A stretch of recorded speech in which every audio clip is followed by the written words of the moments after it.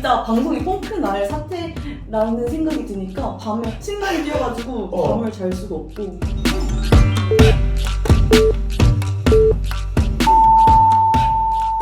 하나 둘 셋. 방송국 관계자들과 이야기해보는 코너를 할 건데요. 좀 뒤로 갈까요? 얼굴 짜고 싶은데.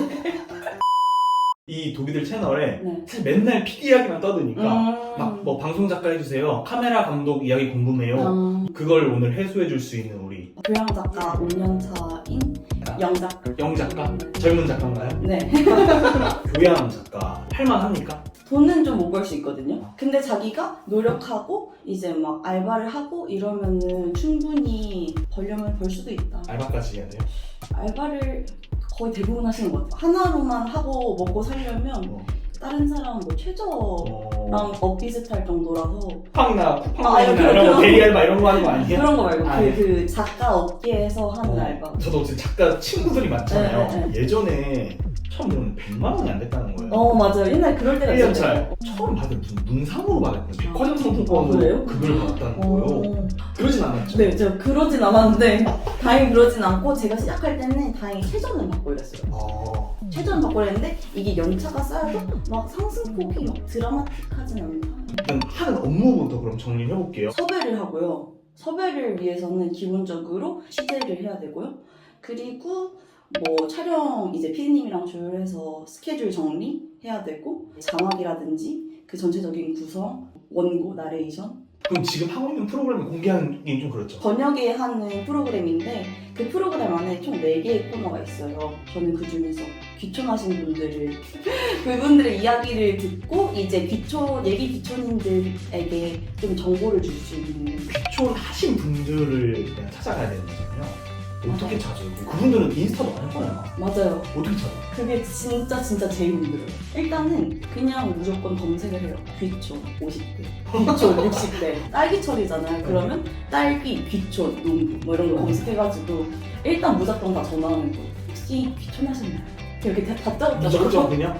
네, 다짜고짜 물어보는 거.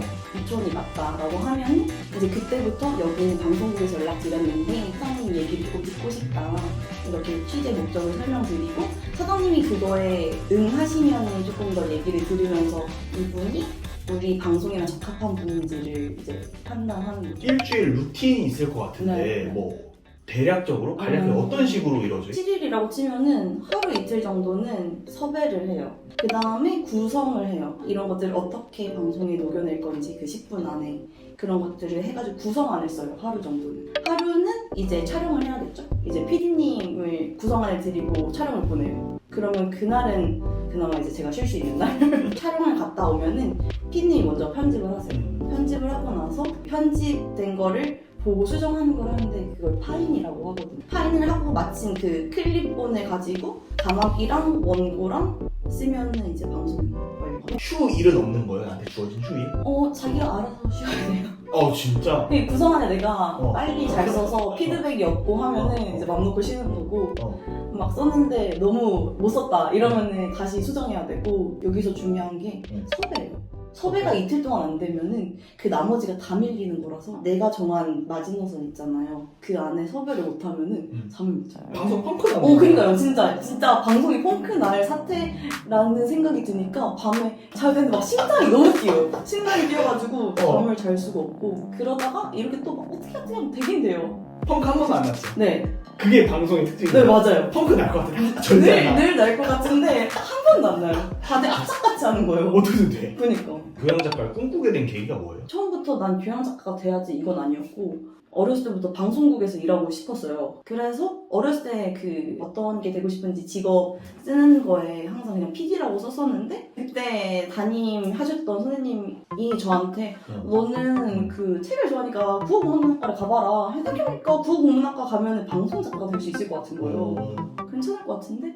해서 국어국문학과를 가고, 그게 어떻게 정말 방송 작가의 길로 들어서게 되고, 장르가 다양하잖아요. 방송 작가 중에서도 속어법으로 따지면 나는 웃긴 사람은 아니니까 얘는 못할 것 같고, 스토리를 지어내는 상상력이 없으니까 드라마 못할 것 같고, 교양 교양은 좀 이것저것 다 하니까 재밌어 보인다. TV나 뭐 아나운서나 기자처럼 시험이 뭐 있는 것도 아니고 어떻게 음. 하면 작가가 될 수 있어요? 일단 작가가 되려면은 하나는 아카데미에 먼저 가서 그 과정을 수료하는 방법이 있고, 두 번째는 그냥 일단 막내 작가로 취직을 하는 방법이 있는데, 저는 후자였습니다. 작가가 나랑 잘 맞는지 모르잖아요.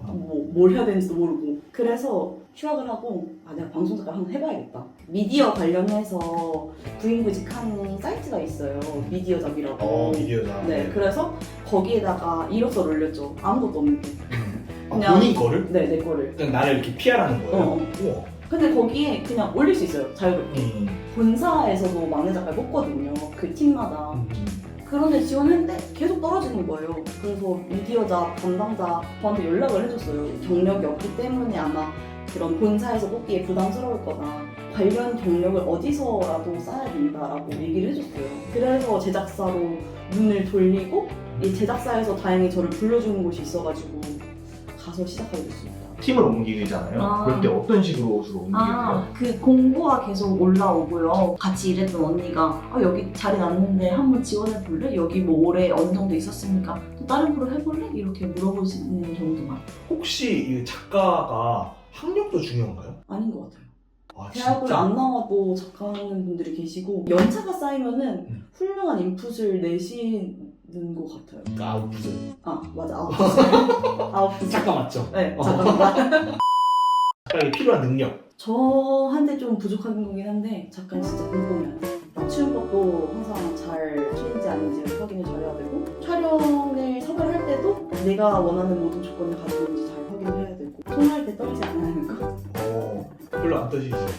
조금씩 안 떨게 되는 거죠. 본인이 작가로서 목표가 있다는 거예요. 레인 언니가 그 원고를 이렇게 한번 보거든요. 이제 실제 나레이션 하기 전에 그때 이제 빨간 줄 없는 그냥 수정 없이 그냥 원샷 오케이, 오케이. 야 너 오케이. 괜찮다. 이게 아직 서브로서 목표고. 작가를 꿈꾸시는 분들, 이런 분들 많이 보거든요. 그분들한테 한마디 해준다면 제가 맨 처음에 제작사에 면접을 보러 갔을 때 갑자기 다짜고짜 그때 면접 보셨던 분이 저한테 50대 고지혈증, 집안 뭐 또 있어야 되고 막 여러 조건이 있는데 그 사람을 지금 찾아올 수 있겠냐고 물어보시는 거예요. 면접장에서 당장 네가 그걸 찾을 수 있으면 방송 작가 할 수 있다고 그 얘기를 해주셨어요. 방송 작가 꿈꾸시는 분들도 할 수 있을 것 같다 하면은 방송 작가 하실 수 있습니다.